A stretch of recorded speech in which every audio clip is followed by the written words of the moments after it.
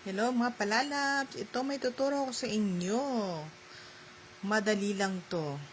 Ganito lang siya. Yung 9 at saka 3, i-multiply 27. And then, yung 27, i-minus natin sa numerator na 5. Equals, ano yun? 22. And then, kopyahin natin ang denominator 9. Diba?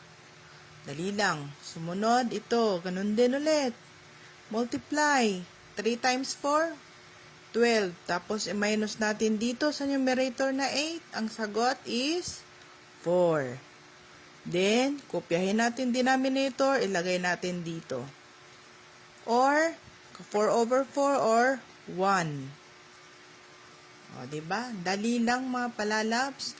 Base sa mga examples na ako basta 3, same formula. Ganon. Ang dami kong nagawang mga examples.